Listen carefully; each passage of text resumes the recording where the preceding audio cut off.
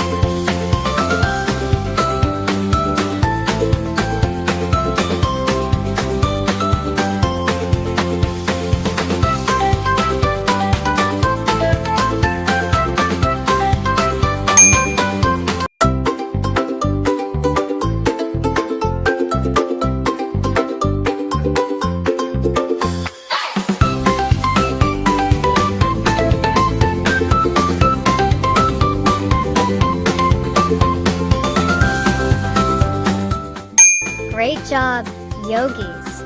Thank you for practicing yoga. See you next time at Koko Joyland.